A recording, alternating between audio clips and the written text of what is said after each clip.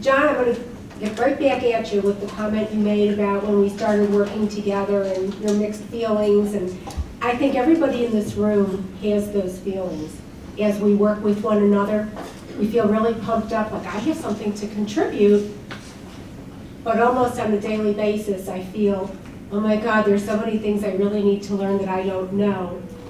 How could I possibly have been studying home visiting for 25 years and not know this, and this?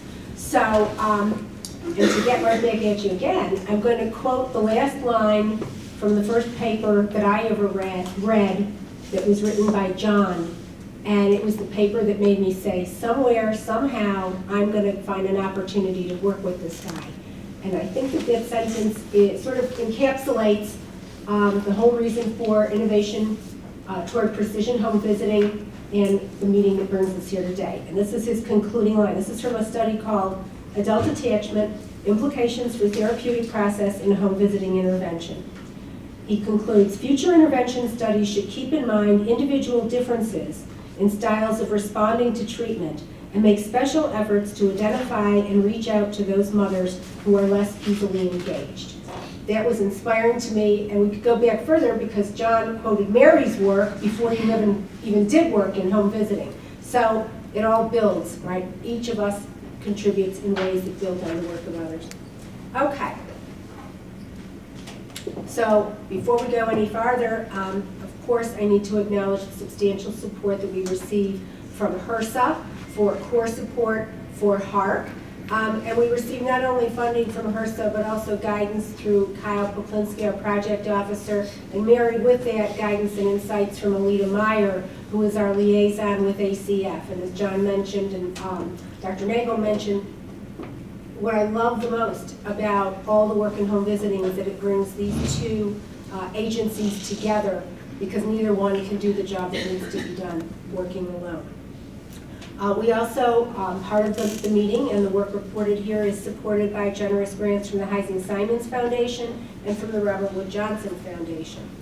So everybody likes a story, so we thought, well, maybe we would set the stage for the talks that are going to follow through 10 points to tell that story of why we find ourselves all gathered here today.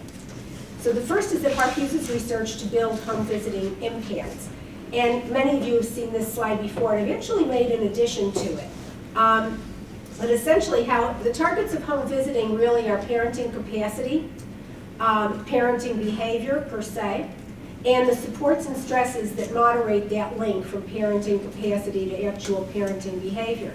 But what I've added to that parenting capacity box is that third point of executive function and self-regulation. Because as we know from the lovely work that Jack Shonkoff's group has done to synthesize what the literature for decades is teaching us about brain development, is that if we want to improve outcomes for children, if we want to improve the health and development of children, we need to do it by improving executive functioning and self-regulation in their parents, as well as, for some of the parents, right? As well as all of these other areas. Now, why do we call this initiative innovation toward precision home visiting? What's the innovation part? Comes into play in a couple ways. The first is that we're charged with doing research in new ways. So many of in new ways, to accelerate progress in moving from new ideas for intervention to the scale up of those ideas that our research tells us are really solid. So let's accelerate the pace. And then the second is the goal of precision home visiting, by which we mean intentionally varying the strategies we use with specific families in alignment with solid evidence of our theories of what works best for whom, under what conditions. So new methods of research and new interventions that we think about in a slightly different way. So let's expand a little bit. Many of you have seen this slide before, what we mean by precision home visiting. And partly what we mean is instead of looking at average effects for all of the families targeted as a whole, designing our research, articulating our theories and designing our research and adapting our interventions to focus on what works for whom within this very heterogeneous set of families that we target. and a group that's bound to become even more heterogeneous as we move toward a philosophy or a goal of targeted universalism, with something for every family, but how much for this family, for this, and what for this and this and this family. So why do we need this innovation toward precision home visiting? Well, first of all, family-centeredness requires it. Here we just give stats from a recent survey that we did of local programs enrolled in HARC. And on average, they say about 54% of the families we enroll are socially isolated. About half are suffering from past trauma, and about half from issues of behavioral health, mental health, or substance use, but in all different combinations. And it also follows that some families do not have any of these issues. So do we really want to enroll them in programs that say, I'd like to visit you for 3 years? Probably not. Why else? Because equity is our North Star. We're aiming for health and developmental equity. And as this little diagram shows, with 3 kids standing on boxes at different heights, some kids need more of a boost than the other to enjoy what's going on. And in the same way, families need different combinations of services, provided different ways for varying durations of time. Third, because effects vary and are very small on average. And here I've just plotted the mean and the minimum and maximum effect sizes that were reported in Dove at the beginning of the McVie program from the rigorous studies of the evidence of home visiting. And then 17 years is too long. Now, Alita might argue that, well, the devil's in the details with this, but essentially, many of you might be familiar with this, essentially it was some early work looking at how long does it take to get from the definition of research priorities to the point where practice is actually changed. The conclusion was 17 years. This is part of what gave rise to translational research and a focus on dissemination and implementation. We want to go from the effect sizes we have to broaden and strengthen the impact of home visiting, and we'd like to do it more quickly than our conventional methods would allow. So how was our research different? 4 hallmarks. The first would be a focus on active ingredients, on what providers should actually do in working with families and in working with each other. Forced to work as partners. The folks in this room represent many different stakeholder groups, and I think I'm accurate in saying that those of us who've been involved in McVie activities consider ourselves very fortunate to be working at this time when there is substantial continued support and reinforcement of our working together. So within states, you have model developers, you have local programs, you have state agencies, you have researchers who have many years now of working together. And we have many years of coming together across models, across states, to learn from each other. It's really quite a learning community. What might we accomplish if from the very beginning, in defining these active ingredients, we worked together? So that when we are designing an intervention, we are keeping in mind what are home visitors able to do on their own. For what interventions might I need to bring in someone with a different type of training? What needs to be done by staff members, by providers working in pairs or across service sectors? It's not just academicians saying, well, I have a doctorate in such and such psychology and theory there would suggest blah, blah, blah. We also bring in practitioners who tell us what it's like to be on the front end. I can tell you this is a humbling experience, but as part of the Heising-Simons project, we've been watching a couple hundred videos. And how many in this room have ever seen Brenda Jones-Harden show the video from a long time ago? Okay. What I remember from that video is children crawling all over everybody. And that's what we saw in the Heising-Simons videos as well. Lots and lots of action in these households. It looked so different than the way I had imagined.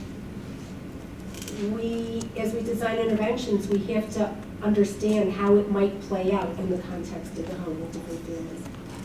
Then test efficiently, which is why we have several panels today of individuals who are experts in research designs whose names I know, but I don't understand what their hallmarks are. I don't know why I would use MOST versus SMART versus an adaptive trial, and any one of pragmatic trials, and we could go on from there.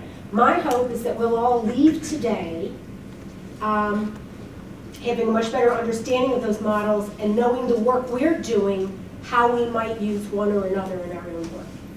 And then finally, to define and measure our constructs explicitly, to measure the ingredients, the mediators or targets, and the moderators of the underlying theory of change for the interventions that we develop.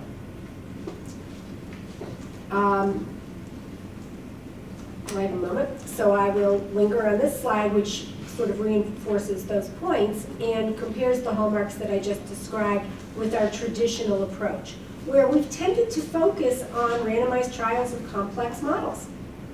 And does HFA work? Does NFP work? And so on. Rather than active ingredients within models. Where collaboration, very often interventions were designed by researchers, academics, or by practitioners, but not together with researchers. They may have been sector-specific rather than cross-sector, and home visiting specific rather than considering home visiting as part of the early childhood system of care. Again, traditionally we focused on randomized trials, looking at average effects, and we've been interested forever, it seems, in subgroup effects, but we've pretty much been limited to looking at those through post-hoc analyses, rather than baking that into the design itself. And then as far as detail, we tend to measure what's easy to measure. Engagement, how long do people stay enrolled in home visiting? How many visits do they have? Rather than, are they engaged? Is there, does the provider and the family, are they simpatico? You get what I mean by this. So the fifth point, and the last point I'll make before turning over to Matt, is that we're not alone in this, not by a long stretch. Precision and innovation parallels abound. So we see these in the concepts of precision medicine, which has really flourished, particularly in treatment for cancer. And we see it in precision public health, which is focused on which interventions for which individuals and which communities.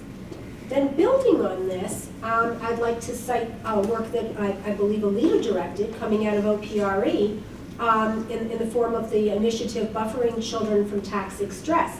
And we have some of the investigators here from the 6 trials, including Lisa Berlin, who, I guess what the 6 projects had in common is they all looked at the value added of putting discrete interventions into the context of early Head Start. So one of those interventions was Mary Dozier's ABC, and Lisa was the PI on the study that looked at the impacts of that. Maybe we'll get some information from Lisa before the meeting's over on what she found and whether, in fact, there were any moderators of impact. But that's a great example of more discrete interventions within a larger context. And then I mentioned earlier Jeff Shunkoff, and it would be remiss if we didn't mention Harvard's Frontiers of Innovation Network, which aims to promote research that has those same hallmarks as what I described earlier across the early childhood system of care more generally. We're kind of special because we all have this home visiting common bond and focus, but we owe a lot to the work that Harvard has done in the past 10 years or so. And then finally, for Deb Perry and others, I want to mention particular areas of the country that are embarking on work of this type. And one example would be Washington, D.C.'s Early Childhood Innovation Network, which brings together practitioners and researchers and model developers across health and early childhood and child welfare sectors. Building in that community a body of research from soup to nuts that embodies these principles. We have something similar in Washington State, and I know from my familiarity with many states that they are poised to do this. So others are moving ahead on this front. We're very fortunate to have this core support that we can do this around home visiting. I think that's it for me, and I'll turn it over to Matt.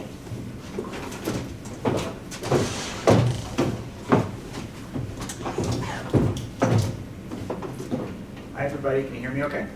All right, my name is Matthew Poes, and if you want to know my history in home visiting, you can ask me after the talk. So the initiative supports diverse research. The settings are home-based and home visiting related. The populations are all families, targeted universalism. So in many cases, we're not just talking about the traditional families that we would study in home visiting, high-risk families, but a desire to see the benefits that can exist across a larger group. Scalability of these programs is essential. We don't want to look at something that works well in the lab and can't be scaled up. It's important that this has good external validity. So one of the things that we're interested in is looking at studies across phases. So these phases really should look familiar to most of you who do randomized control trials. Oh, sorry, someone's saying they can't hear me. So the phases of research are new ideas. So when we're starting to think about new things we want to try out, things we think can innovate the field of home visiting. Early piloting, so checking those ideas out in small studies that are low stakes. They may be of lower internal validity, but are important ways for us to test these ideas. Actual outcome test studies, so we start to go into more rigorous methods potentially at this point. Actual impact test studies, where we start to, again, increase internal validity and eventually scale up. And I think there's a lot of ways to do this. There's a traditional way that we're all used to. As Anne mentioned, in many cases, the traditional way of doing this, which relies heavily on randomized controlled trials, tends to take a really long time. Whether it's 17 years or 5 years, even that can be too long. So we want to see some innovations that move in more quickly than that. In many cases, the kind of innovations we're looking at are not that big. We're trying to fix things like helping home visitors engage with the families better. And so spending 17 years just to improve a little bit of engagement seems totally nuts. And the levels are soup to nuts. Within visits to system-wide, we're looking across the board. So one of the things that we've been thinking about is how to look at the continuum of research within precision home visiting. And so one of our focus is active ingredients. We've talked about that a little bit. Those are the components of the intervention that are directly responsible for the outcomes. So the thinking is that early on, we're going to be looking at theorized active ingredients. These are theoretically justified. They would be supported by past research, but we haven't explicitly tested them before. And they would be informed often by stakeholders. So the point here is that this isn't going to be informed by some ivory tower researchers. Many of us are those ivory tower researchers. Oh, still can you hear me? Yeah, we can turn up the volume. I guess I'm more soft-spoken than I realized. You're a gentle soul. So the point I was making is that this is informed by stakeholders, meaning we want to engage a wide range of audiences. So we want to be thinking about the researchers themselves. That's obvious. We want to be thinking about the home visiting programs. We want to be thinking about the home visitors. I think we want to be thinking about the families as well. This is something we often haven't brought into our research, but they probably have something important to tell us. From there, we're going to move into evidence-informed active ingredients. These terms should sound familiar. We often use these as a part of a research continuum as well. Theoretical ideas, evidence-informed, evidence-based. So at this point, we are empirically establishing associations between outcomes. A basic randomized controlled trial would probably fall into this. Correlational studies in general would fall into this. The reason for that is that while they are testing whether the intervention that contains the active ingredient works, they are not explicitly testing the active ingredient itself. And so causal links are not yet established. The next step after that is evidence-based active ingredients. This is where we actually design the study specifically to empirically test. So the impacts of the active ingredients are able to be isolated. So many of you have heard of things like fractional factorial designs period. That is an example of a way that you could empirically test active ingredients. So research framework that we're thinking about is pretty simple. Intervention, the active ingredient itself, intermediators, those are targets, things we can measure quickly. In fact, we think within precision home visiting or precision research in general that these mediators need to be, these targets, they need to be able to be measured very quickly. So these aren't something that we can measure over a year instead of 5 years. These are things we can measure in a week, 2 weeks. They need to be able to be something that we can look at and adapt based on that information. We think that this is then going to link to our outcomes. These are the typical outcomes of the studies that we would look at. These may take longer to get to, but again, we're trying to get to quick innovation, and that means we really want to be looking at outcomes that we can measure as quickly as possible. And we think that there are probably important moderators. So the way in which, the important idea here is that the way in which the relationship between the active ingredients, those targets and the outcomes are linked is not going to be the same for everybody under all conditions. But we need to understand what those somebodies are, how do we break them apart, and what are those special conditions. So we don't know what that is right now. We don't have enough research. The post hoc analyses we've done, for all we know, those could be giving completely spurious moderated effects. We don't know, so we need to test these explicitly. So in order to be able to do this, HARC is going to offer a range of supports. So one of these is consultation, the details of the design and progress. So you can talk with us, basically. We have lots of people who have been thinking about this deeply for a long time. I don't want to call us experts per se, although we certainly tapped a lot of experts, but this is such a new area that I don't know that any of us really are at that level of expertise yet, but we've definitely given this a lot of thought. We've found a lot of important resources, we have good ideas, and we have a sense of where we want this to go. So we can provide consultation. We can provide modest financial support for some pilot studies. So it's not going to be a lot of money, but enough to get people started so that we can start to innovate. Probably also we have good partners, so we can start to look for other sources of funding, other groups to work with. And then shared learning. So you saw that we have a website. We're definitely going to be making very good use of the website to share our ideas and disseminate social media. So we're going to tweet everything like crazy. The presentations that we do, I've been teasing people that I think at this point I'm probably traveling once a month, and I think that's true for most of us. So we want to get these ideas out there, and we want to help you get your innovative work out there as well. We want to publish. We want to make sure these ideas are getting into peer-reviewed journals. We want to get them out there so that people can start looking at these ideas, adapting them to their own thinking. We don't want to stand in the way of innovation. We want to coordinate with stakeholder groups. So when there's key people involved in this kind of research that can help innovate the field and improve those outcomes, we want to make sure that we're working with them. And we want to help support communities of learning. So we think that there's a lot of people, like today. We've brought together a very diverse group. I think at least half of the people in this room have probably never done any research in home visiting before. I think it's that large.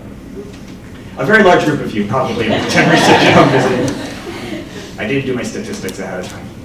And but the whole point of this is that kind of classic saying, if you keep doing what you've always done, you're going to get the same results. And we don't want the same results anymore. So we're trying to bring people together to learn from them. And I think there's a lot to learn within our field, because I think there's a lot of people doing interesting work that hasn't necessarily been disseminated. And I think there's a whole lot to learn outside our field. This is a gathering of movers and shakers, same point I just made. So we have speakers who are experts in the hallmarks of the work that we want to promote: active ingredients, partnerships, innovative design, and measurement. We brought a lot of people together who I can say over the course of my entire career, many of you, I've been reading your papers, quoting you, thinking this would be so cool if we could do this in home visiting, and now we finally got an opportunity to bring you together to do that. Many of you who are in home visiting, same thing. I think actually the very first paper I ever read in home visiting was David Old's. The very second was Deb Darrow, and the very third was Anne. So I've been reading you guys forever, and we've done a lot in the last 20, 30, 100 years. But Anne has been doing it for 100 years. That tells a story that in some ways home visiting that is I think you read Anne's before mine.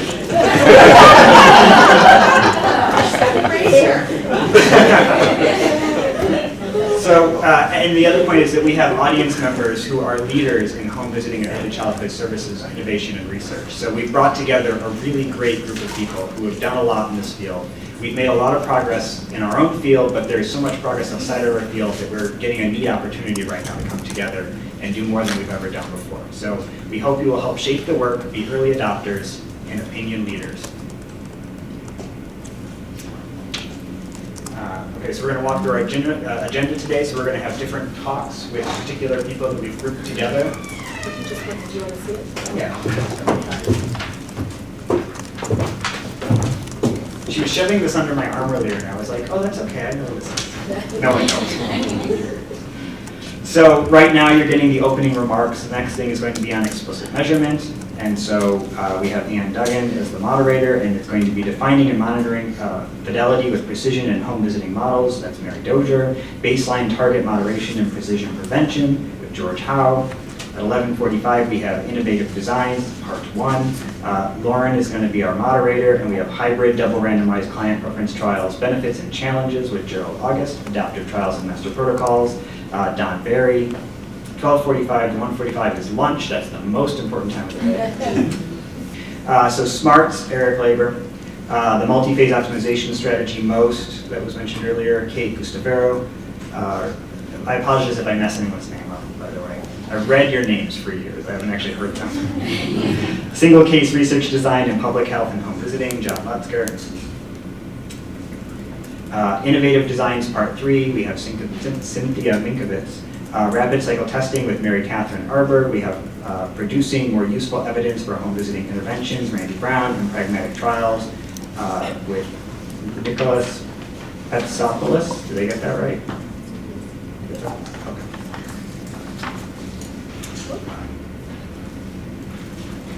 Well, it doesn't matter. Okay. The closing is Deb Darrow, Alita Meyer, and Kyle Uplinski. Promising Analytic Techniques for Precision Interventions, Beth Green. Mediation and Precision Home Visiting with David McKinnon. Bayesian Adaptive Design for Precision Home Visiting Research with Mario Fontaine. Idiographic Clinical Trials for Home Visiting Research and Intervention with Ty Ridner. Research Practice Partnerships, John Korfmacher is a moderator. Community Engaged Research. Overview and Key Considerations for Home Visiting Research with Darius Tandon. Collaboration and Family-Centered Care with Karen Zaribi. Building a Generative Research Program in Home Visiting through Strong Collaborations and a Robust Infrastructure, Robert Ammerman. The very important lunch, and closing remarks with Lauren Supley and April Wilson. Howdy.